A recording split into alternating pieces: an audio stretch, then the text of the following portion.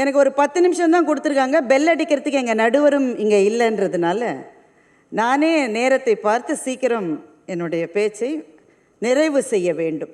2-3 விஷயங்களை இந்த மேடையில் சொல்ல வேண்டும் என்று நான் நினைக்கின்றேன். எனக்கு ரொம்ப ஒரு 10 வயசு அந்த மாதிரி இருக்கிற போது என்னுடைய அப்பா ஓய்வு பெற்ற தலைமை ஆசிரியர் திரு கிருஷ்ணன் அவர்கள் பகவான் பாபாவினுடைய டிவோட்டியாக தன்னை மாற்றிக்கொண்டார். அதற்கு பிறகு எங்கள் குடும்பத்திலே நாங்கள் புட்டபர்த்திக்கு போய் பகவானை ஒரு தூரத்திலிருந்து தரிசித்து அந்த அனுபவங்கள் எல்லாம் எங்களுக்கு இருந்தது.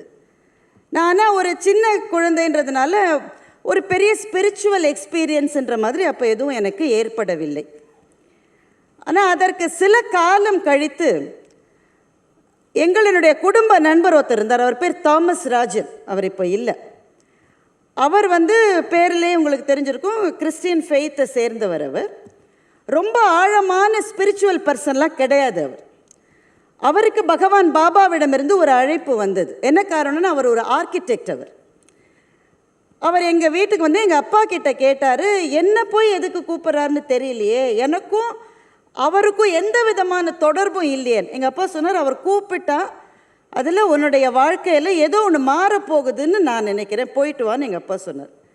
தாமஸ் ராஜன் போய் அவரை சந்தித்து விட்டு வந்தார். சந்திப்பினுடைய நோக்கம் என்னவென்றால், இன்றைக்கு புட்டபர்த்தியில் இருக்கிற மல்டி ஸ்பெஷாலிட்டி ஹாஸ்பிட்டல் அப்போது உருவாகவில்லை. அதனுடைய ஆர்கிடெக்டாக இருப்பதற்காக தாமஸ் ராஜனை அழைப்பதற்காகத்தான் பகவான் பாபா அந்த சந்திப்பை கேட்டிருந்தார். அந்த சந்திப்பு முடிஞ்சு தாமஸ் ராஜன் எங்கள் வீட்டுக்கு அந்த சந்திப்பை பற்றி எங்கள் அப்பா ஆசையாக காத்துக்கிட்டு இருக்காரு. என்னப்பா பக்கத்தில் இருந்து பார்த்தியா, எப்படி இருந்ததுன்னு. அதற்கு அவர் சொன்ன பதில் இத்தனை ஆண்டுகள் கழித்து இன்னும் என் காதிலே இருக்கிறது. அவர் என்ன பேசினார், என்ன சொன்னார், எதுவும் எனக்கு தெரியல அங்கிள். என் கண்ணிலேருந்து தண்ணி கொட்டிக்கிட்டே இருந்தது. அது ஒரு அனுபவம் தான் எனக்கு ஞாபகம் இருக்குது. எங்கள் அப்பா சொன்னார், கடவுளை சந்திக்கிற போது சில சமயம் அப்படிப்பட்ட அனுபவங்கள் நமக்கு வரும் என்று எங்கள் அப்பா சொன்னார். இதற்கு பிறகுதான் அந்த அனுபவத்திலே இருக்கக்கூடிய ஆன்மீக அதிர்வுகளை பற்றி நான் தெரிந்து கொள்ள ஆரம்பித்தேன். ரொம்ப சுருக்கமாக சொல்லணும்னா 3 விஷயங்கள்.